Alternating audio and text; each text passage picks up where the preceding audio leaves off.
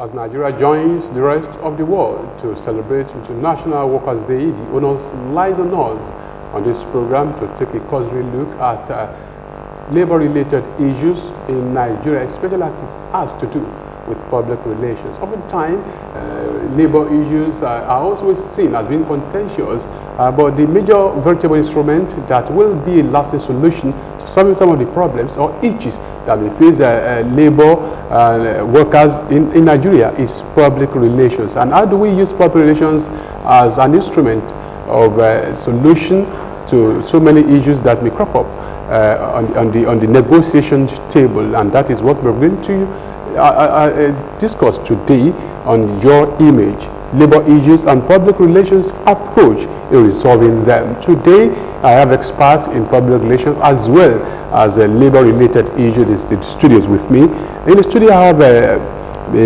one-time Chief Press Secretary to an ex-governor in Ogun State. He's also a journalist and PR practitioner of note. Join me as I welcome Mr. Dari Folari. You are welcome, sir. Thank you very much. I also have one-time chairman of NIPR in Ogun State. He's also a fellow of the Institute.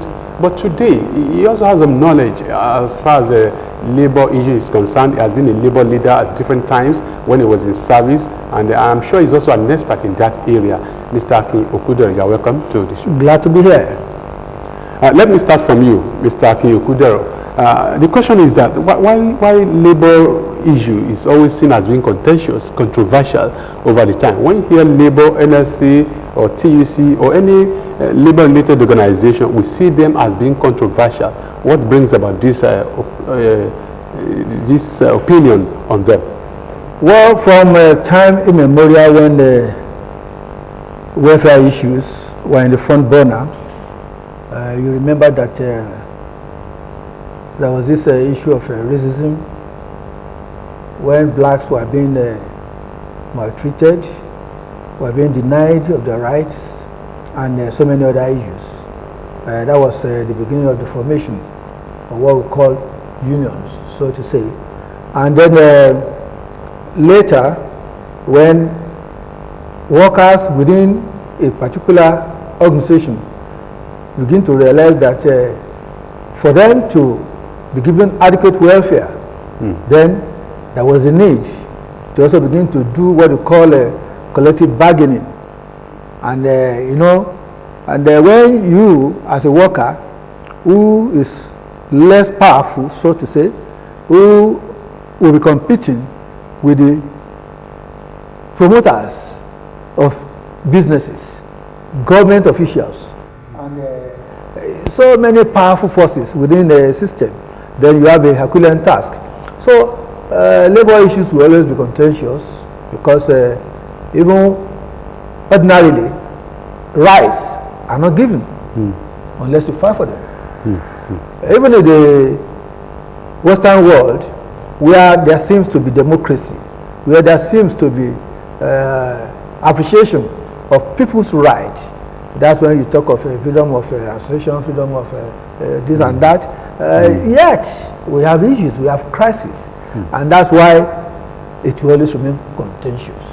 It will always remain contentious. And when it remains contentious, definitely there will be crisis. When something is contentious, that means there is crisis on ground. So when there is crisis, we see public relations as a tool of resolving that crisis. What should be the place of public relations in labor issue?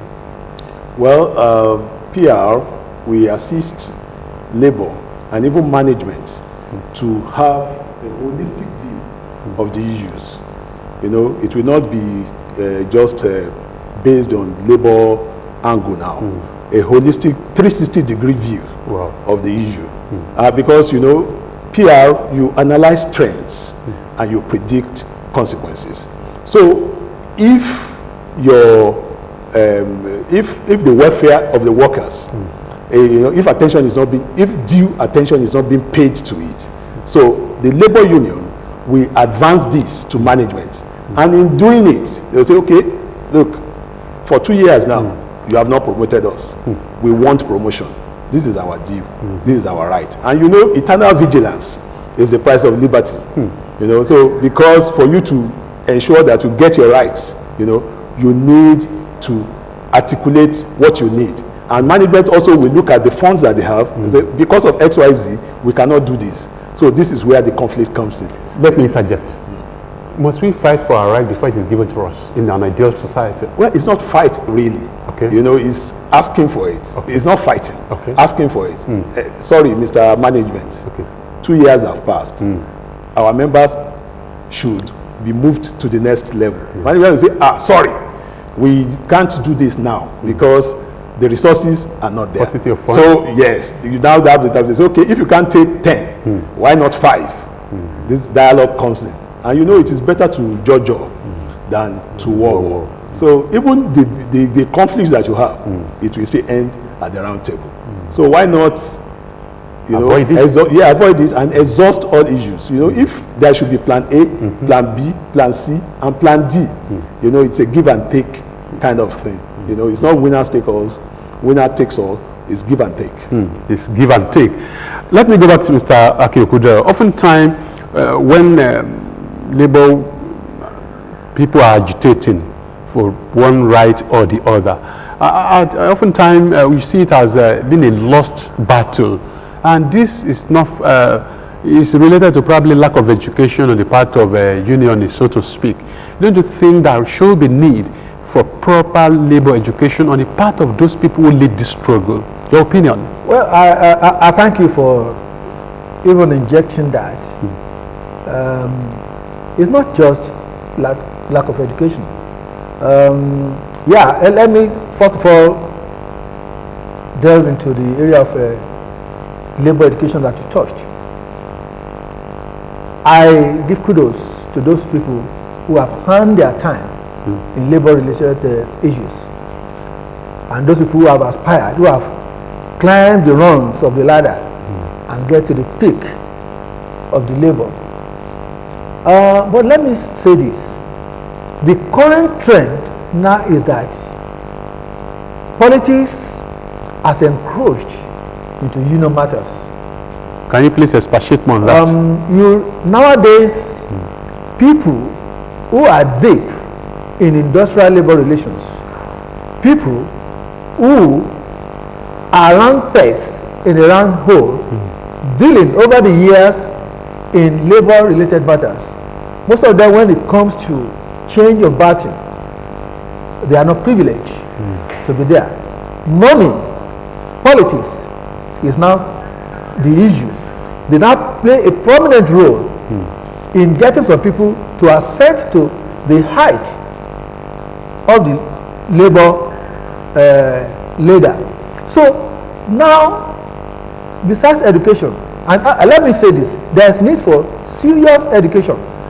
Workers, operators of the union matters must be able to be schooled in the art of labor politics, labor relations, labor education. Besides that, we also have lack of understanding of labor law. Why do I say so? You realize that the Trade Union Act, which came into being to regulate trade unions in Nigeria, has designed the constitution in a way that every union derives its name. You can see, in fact, it has given them the decisional scope, which gives them the area where they can drive their membership, where they can operate. Of course, that's why we have, maybe most of the time, you see the names and you see where they operate and who should be their members. So we are now in a situation where everybody is claiming that they have the fundamental human rights to associate with whoever, whatever association they want to associate. But that is not the case in labor matters. The Trade Union Act has so much designed the constitution in a way that it gives you the jurisdictional scope. For example, the Nigerian Union of Teachers, wholly you see them being teachers. Nigerian Medical Association, wholly you see them as medical doctors and the like. And when you look at the pharmaceutical Association of Nigeria, you see pharmacists built there. So when you go to railway, you also see railway workers of Nigeria. So it is not possible for a non-professional, a non-technical people in that particular area to claim to be members. There also too, it is not appropriate for union operators to now begin to say, because they are on membership drive, they now begin to poach. Okay. And when they do that, that is why we have crises all over the world. So which means that the jurisdictional issue is part of the problems that Labour has. Yeah. All right, thank you very much. Having said that, Mr. Dari Folani, now, Labour relations is an allied area of public relations practice. And in fact, it has a role to play when it comes to Labour issue. So what should be the role of practitioners themselves in training and retraining? Because you talk about Labour education, I think it should be the role of you practitioners to design a program to educate them per se on what to do and what not to do, and to know their rights and to know when to claim their right, because some issues are lost before even they started it. Yeah. So what should be the role of you practitioners? Well, the NIPR, has been meeting with professional bodies, and I'm sure that we have programs designed for labor. Let me quickly say something. Mr. Okudero was talking that too much politics in labor. Labor is politics. Politics? Labor is politics. It's part of politics. What they do. I want to learn more from that. Oh, what they do is politicking, for their right, enlightening self-interest, advancing their own interests. That's politics. Welfare of the people, welfare of the workers. That's politics. I mean, so labor is politics. So that's why you see the transition from labor to politics. Look at Comrade Adams Oshiomhole. Look at others too. It's always like that. It's politics. They are schooled in the art of dialogue and trying to get their right. So once they come down to and they do this in a very emotional and very powerful. Even the song itself, when they are singing it, you see the pulse. You feel the pulse. So they are passionate about their issues. They are passionate about their rights. So where NIPR will continue to partner with labor leaders and labor organizations, so that Bible says my people are destroyed for lack of knowledge. So once they have the requisite knowledge and to articulate their views and the laws, they will know how to go through it. You can see that even some lawyers now, most lawyers now, some labor leaders are either lawyers, some are journalists, some are PR experts. So it's labor prepares them, that role, that leadership role of aggregating and articulating the views of your members. That's the way it was. Look at also in student unionism. You see that student unionists usually later in life graduate into politics. It's like a training ground. That's also labor. What labor is too. It's also a training ground for politicians. So that's the thing. The right of the masses. You must continue to agitate for your rights until victory is achieved. All right, this is Your Image. I'm sure you're enjoying my guest. We're talking about labor issues and public relations approach in resolving these issues. And this program is part of the activities marking the International Workers' Day. Of course, Nigeria is part of the celebration. And in Ogun State here, we are also celebrating how do we use public relations to ameliorate some of the crises that emanate from labor organizations in Nigeria. And I'm sure my guests are really doing justice to this. You can also be part of this program via the number that will be scrolling on your television screen. Mr. Akegudero, now let me come back to public relations. You have been a labor person while you were in service. And what is the meeting point now between labor, when you are a PR practitioner and you also indulge in labor issues?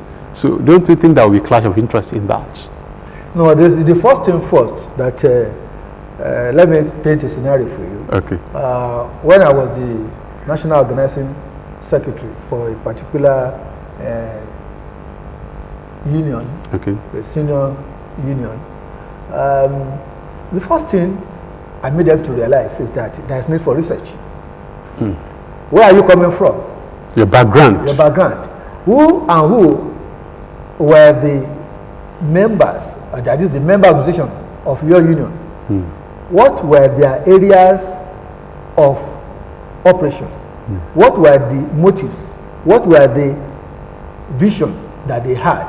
So, as at time, they do not realize the scope with which they were empowered.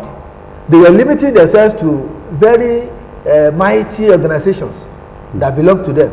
But we made it open to them that by your constitution, by your jurisdictional scope, you are expected to operate in both the state, federal corporations, statutory organizations, boards, and whatever.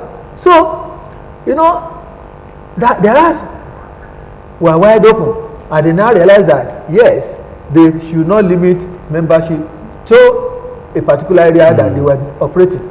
So that also, in a way, created more welfare issues and sustenance of those corporations in Nigeria. So the issue of research will also look at each organization by their mandate, what was expected of them, and you begin to look at it. Are they providing service, value in view of their core values? The union has the power to begin to search and begin to see how organizations can deliver on their mandate. And unions are also experts. They are the people who can leverage productivity. They are the people who can motivate delivery of quality service. They are the people who can make organizations to be organic. And when I say organic, means that they make them to function properly, optimally. And why? With the knowledge of public relations that I had, we are now able to identify our publics and begin to motivate, drive their actions, bring them together on a round table, begin to look at the setup itself, and begin to look into how beneficial they can be to Nigeria and to also their other publics, which includes workers, which includes national, even international bodies, donors, world bodies that can also have influence in the area of quality of service, in the area of production, in the area of collaboration. And that is what makes an organization.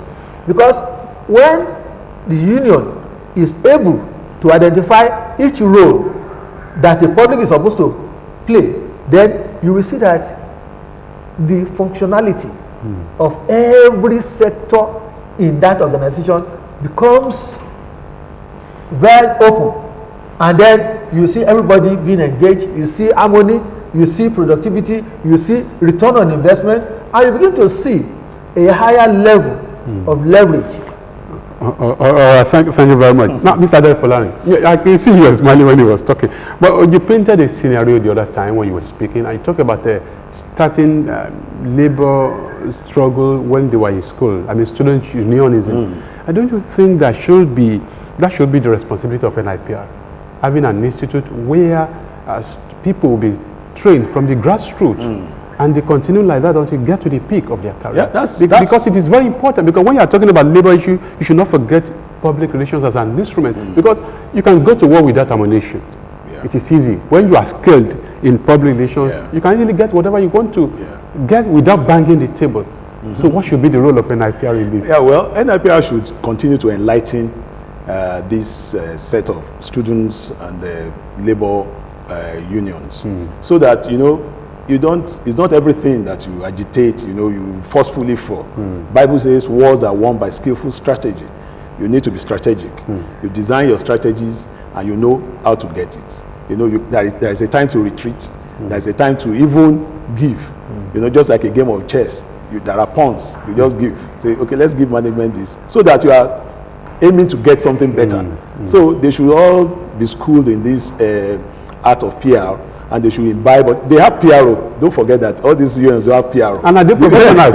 Are they professionals? No, they are not. So if they are not professionals, what should be the role of you practitioners? Okay, you know, that's the synergy that we're talking about. It's very important, because it is the role of the PRO to even enlighten them on which strategy to use at a particular time. You know that your members, they know what to do. You know, by virtue of the title, PRO, it's supposed to be somebody who should be schooled in the arts of public relations. So there is a NIPR has a lot to do, you know, by inviting all these so-called PROs. You are carrying the title, yes. PRO. Let's come and learn what is PR. You know, just basic introductory PR 101, so that they can know how to go about, you know, handling their jobs, handling their responsibilities. But let's congratulate workers on the occasion of this anniversary. Nigerian workers have been highly productive, and they have been the engine of government. So I want to congratulate all workers, you know, for surviving, for being alive to witness. Oh yes, I'm also a worker. For surviving to witness this year's Workers' Day. It's not, you know, life is hard now generally.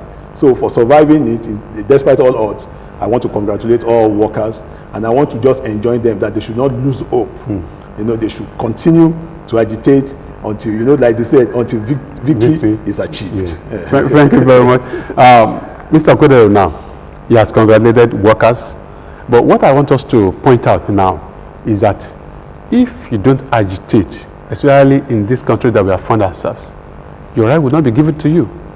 Should this be the same thing all the time? That is why labor leaders must be very strategic. You don't really have to wait on the nick of time to know that you decide to get something. You must begin to be strategic in a way of even articulating your issues. There are always a time frame that you need to begin to provide information. You begin to sensitize the management, begin to sensitize the public. Oh, in a year's time, we're supposed to be this, we're supposed to earn this, the welfare issues is supposed to change, the organizational setup is supposed to have changed its technology. You know, all those things, they are welfare issues. As it concerns human, it concerns the environment. And when the human element is not taken care of, then the environment cannot be taken care of. So the issue now comes that we, not only leaders now, even the workers, must begin to time our demand, begin to make provisions for issues to come up, so that when you begin to calculate, at the time when you need to give adequate information, notice, and other necessary issues, you will have put them in place. And when you do that, government will not say that they have not had this. Government will not tell you that they have not received, even though at times they will deny it. But you can begin to play your politics, just as he said. You can begin to play your politics and make sure that that demand is being attended to. Oh, well, I also like to, while we are congratulating workers for the coming May Day celebration, I also want to congratulate my brother, Daddy Folani, on his own birthday. Oh, really? That's fantastic. So congratulations to Jesus' name. All right, this issue cannot be exhausted today, but it's very important to note that the welfare of Nigerian workers is very important and is very germane to their livelihood. They will continue to agitate, and I'm sure government will also continue to give them whatever they want to do. It may not be easy. And this issue will continue next week by the grace of God. We'll go contemporary. How is it operated in other countries of the world? We want to do comparative analysis from what is happening in other parts of the world. And this is where we draw the curtains for this week's edition of Your Image. I thank Mr. Dari for Larry. Is a journalist and PR practitioner of note. I say congratulations and happy birthday to you. Thank you very much. So I hope you join the conversation next week, God willing. Amen. And let me also thank Mr. Aki Okudero. He's also a veteran PR practitioner and the managing director of Pr-Primus. Thank you very much for being part of the show. Thank you very much. So we meet next week, God willing, for the continuation of this. All right, once again, I join the rest of the world to congratulate Nigerian workers, Ogun State workers. I say, happy workers' celebration.